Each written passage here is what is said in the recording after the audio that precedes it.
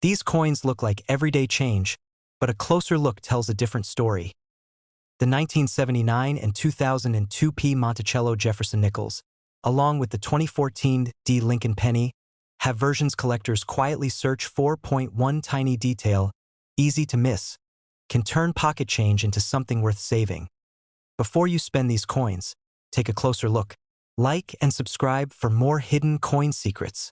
The 1979 Jefferson nickel is one of those coins that almost never gets respect. It's not silver. It's not ancient. It's not the kind of coin people brag about finding. Most of the time it's just 5 cents sitting in a jar, mixed in with modern change, waiting to be spent. But that's exactly why it's dangerous. Because the coins people ignore are the coins that hide the best surprises. And 1979 nickels were struck in huge numbers, under heavy production speed, with dies working hard and planchets feeding non-stop. When that happens, mistakes don't just occur. They slip through. And in the world of extreme mint errors, the right accident can turn a 5-cent coin into a collector trophy. We're talking ranges like $70,550 to $172,800 for the most dramatic, verified, once-in-a-lifetime mint mistakes. Not for a normal 1979 nickel, but for the kind of error that shouldn't exist. So today we're breaking down the 1979 Jefferson Monticello nickel, what a normal one is worth, what errors matter the most, and how to tell the difference between a regular 5-cent coin and one that collectors will fight over. Let's start with the baseline so nobody gets fooled. A normal 1979 Jefferson nickel is a copper nickel coin. It should weigh about 5 grams, it should not be magnetic, and it should have Jefferson on the front and Monticello on the back. In circulated condition, it's worth face value, 5 cents. Even in nicer condition, most are still common. Now, if you find one that looks uncirculated, bright surfaces, strong luster, minimal marks, then yes, it can be worth a small premium. But we're still talking normal collector money. The big money starts when the coin has a real mint error. And the first rule of error hunting is simple. Damage is not an error. A nickel that's scratched, flattened, bent, or burned is not a rare mint mistake. That's damage after it left the mint. Real errors have patterns. They have logic. They look like they were born wrong. So what should you look for on a 1979 nickel? The first big category is off-center strikes. An off-center strike happens when the planchet isn't seated properly in the press. When the dies come down, the design lands partially off the coin, leaving a blank crescent area with no design. It's one of the easiest errors to spot because it looks wrong instantly. Value depends on how far off-center it is and whether the date is visible. A small off-center might be worth $15 to $40. A dramatic off-center with the full date visible can jump into the hundreds, especially if the coin still looks clean. Next up is the broad strike. A broad strike happens when the coin is struck without the collar that normally holds it in place. Without that collar, the metal spreads outward, creating a coin that looks wider than normal with an odd rim. Broad strikes are popular because they're dramatic and clearly mint-made. Depending on how strong the broad strike is and how nice the coin looks, these can range from $20 to $150 or more. Now let's talk about clipped planchets. A clipped planchet happens before the strike, when the metal blank is cut incorrectly and a curved piece is missing from the edge. It looks like someone took a bite out of the coin. But the key is the shape. Real clips are smooth and rounded, not jagged. Clips can range from $15 to $100 depending on size and eye appeal. A larger, clean clip is always more desirable. Now we move into the errors that collectors love because they look violent and dramatic. Die cracks and cuds. A die crack happens when the die begins to split from stress, leaving a raised line on the coin. A cud happens when a piece of the die breaks away completely, leaving a raised blob of metal, usually near the rim. Small die cracks can be common and not worth much. But large cracks and bold cuds are a different story. They're visual and collectors pay for visual. A strong cud on a 1979 nickel can easily sell for $100 to $300 depending on how impressive it looks. Now let's talk about double strikes. A double strike happens when the coin gets struck, doesn't eject properly, and gets hit again. The second strike can be offset or rotated, creating overlapping designs and a coin that looks like a mint nightmare. Double strikes can be worth hundreds or even thousands depending on how dramatic the second strike is. If you ever find a nickel that looks like it was stamped twice, don't spend it. That's a coin you investigate. Another error category is strike-through errors. This happens when grease, debris, or foreign material gets between the die and the coin during the strike. The result can be missing letters, weak areas, or strange textures that look like part of the design disappeared. Minor strike-throughs are common and not worth much. But dramatic strike-throughs that remove major parts of the design can be collectible, especially if the coin is in nice condition. Now we get to one of the most misunderstood modern nickel errors: lamination and planchet flaws. Sometimes the metal strip used to make planchets has imperfections that can cause peeling, cracking, or flaking surfaces that look like the coin is splitting. If it's a real planchet flaw, it will look natural and connected to the metal, not like a scratch. These can range from small premiums to strong collector interest depending on how dramatic the flaw is. Now we enter the monster category: wrong planchet errors. This is where legends are made. A wrong planchet 1979 nickel means the Jefferson nickel design was struck on a blank meant for a different coin. Wrong size, wrong metal, wrong weight. It's the kind of mistake that shouldn't happen. These are rare, and when they're real and verified, they can become some of the most valuable modern errors in the hobby. This is the category where numbers like $70,550 to $172,800 start making sense. Not because 1979 nickels are rare, but because extreme mint accidents are rare. So how do you hunt smart? Here's the simple 1979 nickel strategy. Look for obvious visual errors first: off-center strikes, clips, broad strikes, big cuts, and anything that looks double-struck. Check the surfaces for strange textures, missing letters, or peeling metal that could be a planchet flaw. Use a scale if you can. A normal nickel should weigh about 5 grams. If it's way off, slow down and investigate. And don't clean it. Cleaning destroys value fast. If you think you found something extreme, compare it to known error types and consider authentication, because proof is what separates a cool find from a serious collector trophy. Most 1979 nickels are worth 5 cents. But the right one, with the right mistake, can turn a forgotten coin into a piece collectors will chase. So check your change, check your jars, and don't ignore the common years. Sometimes the common years are exactly where the treasure is hiding. Until next time, happy treasure hunting. The 2002 Jefferson nickel is one of those coins that almost feels invisible. It's not silver. It's not ancient. It's not a key date that most people talk about. It's just a 5-cent coin with Monticello on the back, the kind you've probably spent 1,000 times without ever thinking twice. But collectors know something most people don't. Modern coins can be some of the best hunting grounds in the entire hobby, because the mint produces them at insane speed. And when machines are running non-stop, mistakes happen. Most are tiny. Most are ignored. But a few slip through that are so wrong, so dramatic, that they turn a normal nickel into a real collector prize. And in the world of extreme mint errors, prices can reach levels that sound unreal. We're talking ranges like $55,750 to $150,900 when the error is rare, dramatic, and verified. Not for a normal 2002 nickel, but for the kind of mint accident that shouldn't exist. So today we're breaking down the 2002 Jefferson nickel error coins that actually matter, how to spot them, and the difference between a regular nickel worth 5 cents and an error coin. Collectors will fight over it. Let's set the baseline first so nobody gets fooled. At a normal 2002 Jefferson nickel is a standard modern nickel. It has Thomas Jefferson on the front and Monticello on the back. In circulated condition, it's worth face value, 5 cents. Even in decent shape, most of them are common. Millions were made, and most are still out there. Now, if you find a 2002 that's truly uncirculated, bright, clean, strong strike, no major marks, it can be worth a small premium to collectors who build high-grade sets. But that's still normal collecting money. The serious money starts when the coin has a true mint error. And here's the rule that saves you from wasting time. Damage is not an error. A nickel that got scratched, bent, drilled, or smashed is not a rare mint mistake. That's damage after the coin left the mint. A real error has logic. It has a pattern. It looks like it was born wrong. So what are the best errors to hunt on a 2002 Jefferson nickel? The first one is the off-center strike. This happens when the blank isn't seated correctly in the press. When the dies come down, the design lands partially off the coin, leaving a blank crescent area with no design at all. It's one of the easiest errors to spot because you don't need a microscope. You see it instantly. The value depends on how far off-center it is and whether the date is still visible. A small off-center might bring $10 to $40. A dramatic off-center with a full date and a clean look can jump into the hundreds. Nickels look especially cool off-center because the design is bold and the blank space stands out clearly. Next up is the broad strike. A broad strike happens when the coin is struck without the collar that normally keeps it perfectly shaped. Without that collar, the metal spreads outward, and the nickel comes out wider than normal with a strange rim. Broad strikes are popular because they're real mint-made errors and hard to fake convincingly.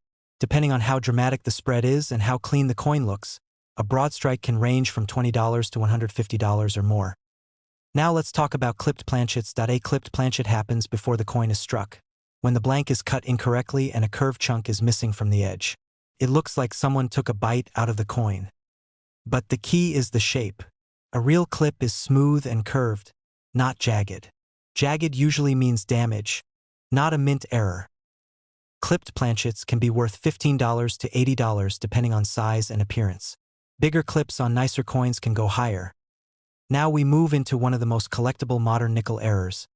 Die cracks and cuds. A die crack happens when the die starts splitting under pressure. That crack transfers onto the coin as a raised line. A cud is more extreme, when a chunk of the die breaks away and leaves a raised blob of metal, usually near the rim. Small die cracks can be common and not worth much. But big cracks and bold cuds are different. They're dramatic, visible, and collectors love them. A strong cud on a Jefferson nickel can easily bring $100 to $300 depending on size and eye appeal. Now let's talk about strike-through errors. A strike-through happens when something gets between the die and the coin during the strike, like grease, debris, or even a piece of foreign material. The result can be missing letters, strange textures, or areas that look melted or incomplete. Grease strike-throughs are fairly common, but dramatic ones are collectible. If you find a 2002p nickel with part of the date missing, or letters in Liberty or Monticello looking erased, it might be a strike-through grease error. Minor ones might be worth $10 to $30, but stronger ones can climb into the hundreds if they're dramatic and the coin is clean.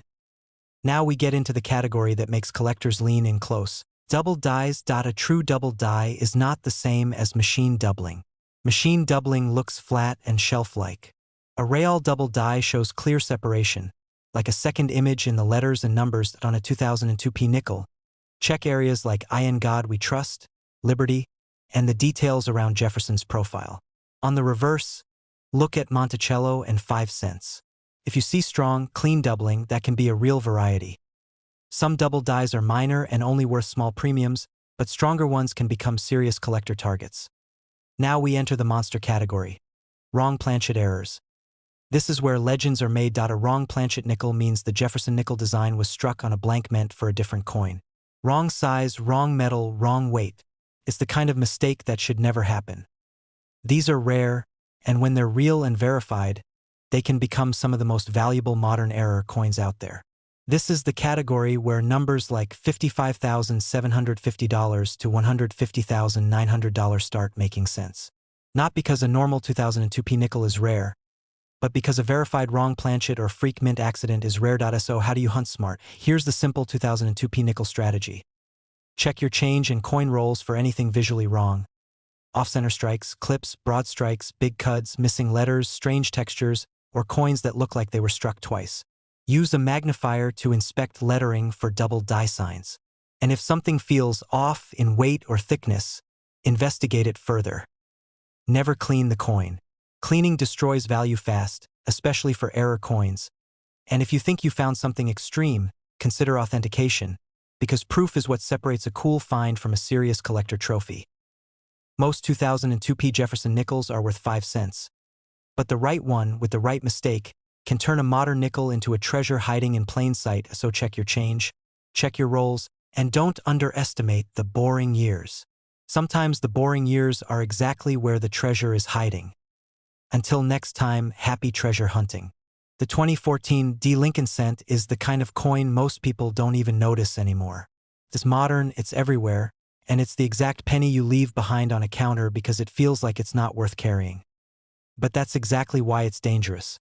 Because modern coins are made fast. Really fast. The mint is pushing out pennies by the millions, machines are running nonstop, and when production is moving at that speed, mistakes don't just happen. They slip through. And in the world of extreme mint errors, those mistakes can become serious money.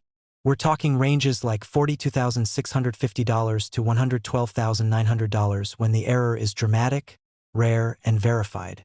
Not because a normal 2014 D penny is rare, but because a mint accident that shouldn't exist can turn 1 cent into a collector trophy. So today we're breaking down the 2014 D Lincoln cent error coins that actually matter, how to spot them, and the difference between a regular penny worth face value and an error penny that collectors will fight over. Let's set the baseline first so nobody gets fooled. A normal 2014 D Lincoln cent is a copper-plated zinc coin. It looks like copper, but it's zinc on the inside with a thin copper skin on the outside. In circulated condition, it's worth 1 cent. Even if you find a handful of them, even if they're clean, they're still common. Now, condition can add a premium. If you find a truly uncirculated 2014 D penny with bright luster, sharp details, and clean surfaces, collectors building high-grade sets might pay more than face value. But that's still normal collecting money. The big money starts when something is wrong in a way only the mint could have created. And here's the rule you need to live by. Damage is not an error. A penny that got scraped, smashed, burned, or corroded after leaving the mint is just damaged. A real error has a pattern. It has logic. It looks like it was born wrong, not abused later. So what errors should you look for on a 2014 D? The first major category is off-center strikes. An off-center strike happens when the blank isn't seated correctly in the press. When the dies come down, the design lands partially off the coin, leaving a blank crescent area with no design. It's one of the most popular errors because you can spot it instantly. The value depends on how far off-center it is and whether the date is visible. A small off-center might sell for $10 to $30. A bigger off-center with a full date and a clean look can jump into the hundreds. The more dramatic it is, the more collectors want it. Next up is the broad strike. A broad strike happens when the coin is struck without the collar that normally holds it in place. Without that collar, the metal spreads outward, and the penny comes out wider than normal with a strange rim. Broad strikes are collectible because they're clearly mint-made and hard to fake. Depending on how dramatic the spread is and how clean the coin looks, broad strikes can sell from $20 to $150 or more. Now let's talk about clipped planchets. A clipped planchet happens before the coin is struck, when the blank is cut incorrectly and a piece is missing from the edge. It looks like someone took a bite out of the coin. But a real clip is smooth and curved, not jagged. Small clips can be worth $15 to $50. Larger clips, especially on clean uncirculated coins, can go higher. Now we get into one of the biggest modern penny categories, plating errors. Because the 2014 D cent is copper-plated zinc, the copper layer can fail. You might see bubbling, blistering, peeling, or areas where the copper looks thin or missing, exposing the zinc underneath. Some coins look patchy, almost like they have a strange skin condition. Collectors love dramatic plating errors because they're visual and obvious. A tiny blister might not be worth much, but a strong peeling plating error or a coin with major missing plating can bring premiums from $10 up to a few hundred depending on how extreme it looks. Another error that can be surprisingly collectible is a grease-filled die strike. This happens when grease or debris fills part of the die, blocking the design from striking properly. The result is missing letters, weak details, or parts of the coin that look erased. On a 2014 D penny, you might see missing letters in Liberty, weakness in I in God We Trust, or parts of the date that look faded. Minor grease strikes aren't expensive, but dramatic ones can be very collectible, especially if the missing area is obvious. Now let's talk about the one that serious collectors chase. Double dies. A true double die is not the same as machine doubling. Real double dies come from the die itself being doubled during the creation process, leaving a second image in the letters and numbers. Check the motto, Liberty, and the date. If you see strong, clean doubling that looks like a second outline, not a flat shelf, you might be looking at a real variety. Some double dies are minor and only worth a small premium, but stronger ones can bring serious demand. Now we enter the monster category. Wrong planchet errors. This is where legends are made. A wrong planchet penny means the Lincoln cent design was struck on a blank meant for a different coin. Wrong size, wrong metal, wrong weight. It's the kind of mint accident that shouldn't happen. This is the category where extreme prices live, and where numbers like $42,650 to $112,900 start making sense. Not because 2014 D pennies are rare, but because extreme, verified wrong planchet errors are rare. So how do you hunt smart? Here's the simple 2014 D strategy. Look through rolls, coin jars, and collections for clean pennies. Start with visual errors. Off-center strikes, clips, broad strikes, missing letters, and weird plating. Use a scale if you can. Normal is about 2.50 grams. Anything far off deserves attention. Use a magnet test too. A normal penny should not stick. If it sticks, something unusual is going on, and you should investigate further. Never clean the coin. Cleaning destroys value fast. And if you think you found something extreme, consider authentication, because proof is what separates a cool find from a serious collector trophy. Most 2014 D pennies are worth 1 cent, but the right one, with the right mistake, can turn a modern penny into a treasure hiding in plain sight, so don't ignore the boring years. Sometimes the boring years are exactly where the treasure is hiding. Drop a comment if you found any strange 2014 pennies lately, and until next time, happy treasure hunting.